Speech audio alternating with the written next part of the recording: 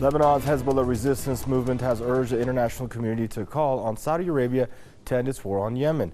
Sayyid Hassan Nasrallah said the world needs to call for an end to the war on Yemen because of humanitarian reasons. Hezbollah leader emphasized now is high time the world raises its voice against the aggressors and tells them to stop the war.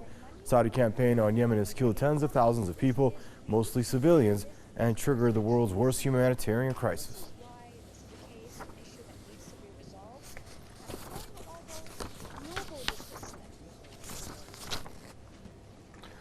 And now joining us is Ken Stone from the Hamilton Coalition to Stop the War at Camp Hamilton, Ontario, and Saeb Shaath, author and Middle East affairs expert, joining us from Belfast. Gentlemen, I'd like to welcome you both to the program. I guess we'll start there in Belfast with you, Mr. Saeb Shaath. Your thoughts on 5 years and counting of war on Yemen by Saudi Arabia? Yeah, since the March 2015, Yemen been subjected to a brutal aggression by the Saudi coalition. They're trying under the banner to restore to power their fugitive puppet, President Abdul Hadi Mansour, but the whole agenda is totally different. It's to devastate Yemen, to destroy it, to conquer a lot of parts of it and annex it to Saudi Arabia and to the Emirates in the south of Yemen.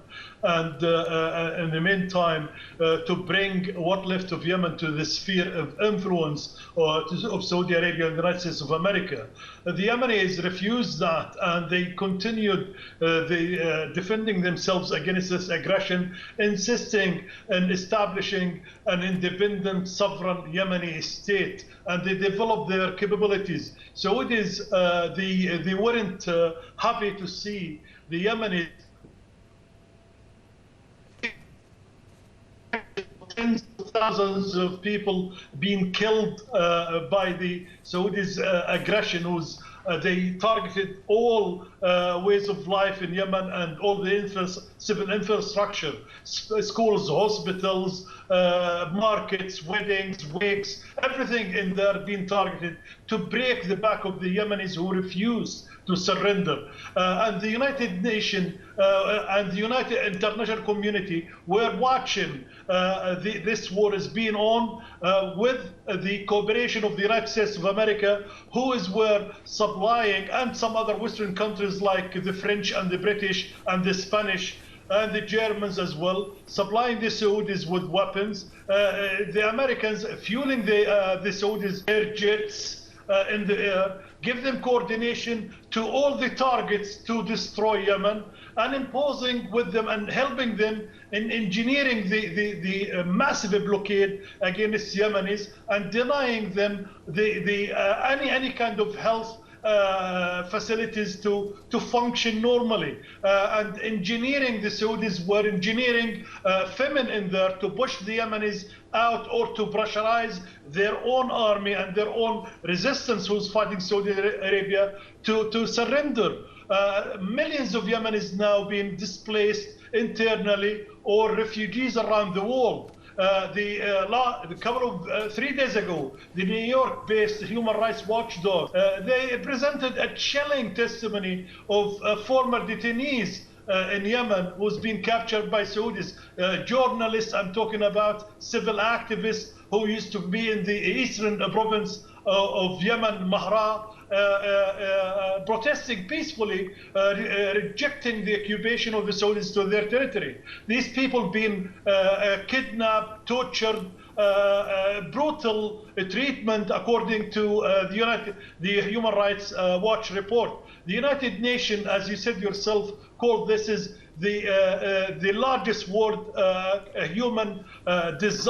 human-made disaster in the world. So today we can see a leader like Hassan Nasrallah, the leader of the Lebanese resistance movement, asking the international world to put pressure on the Saudis, on the Americans, to stop this war, at least to give those people a chance to can fight the coronavirus.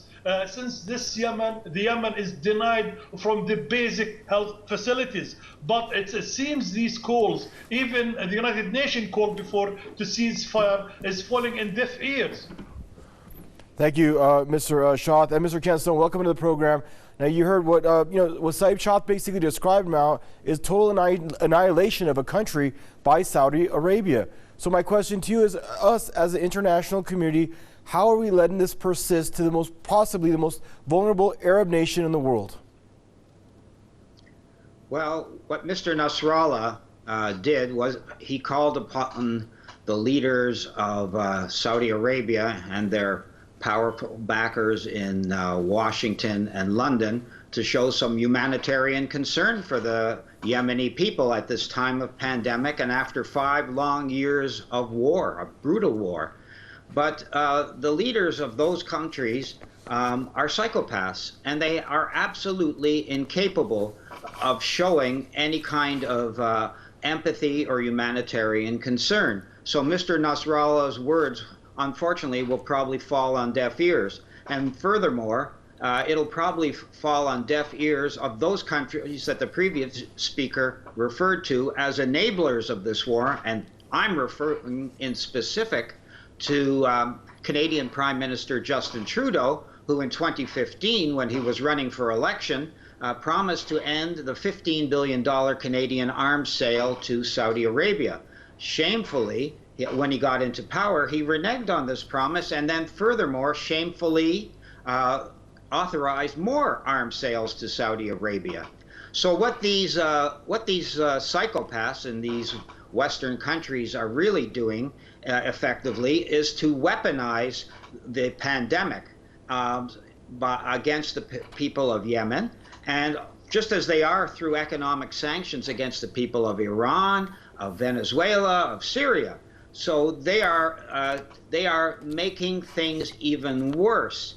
And unfortunately for them, this warmongering will probably come back to haunt them because the virus doesn't respect national boundaries. And if it's allowed to run unchecked in Yemen or in Iran or Venezuela or in Syria, then it will come back for a second wave across the shores of Saudi Arabia, the USA, and the UK, and they will regret that very much.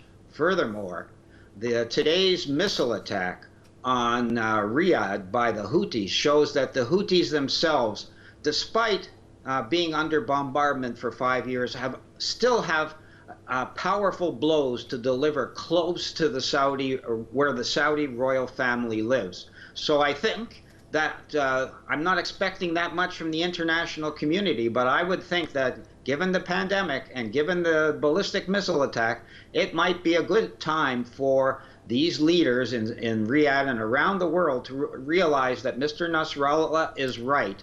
It would be in their own self-interest to end the war on Yemen now. Never a bad time to stop a war, right, gentlemen? I want to thank you both for joining us. Ken Stone from Hamilton, Ontario, and Saeb Shaath there joining us from Belfast. And viewers, that's a wrap for this segment of your Press TV's News Review. Thank you for tuning in, and bye-bye for now.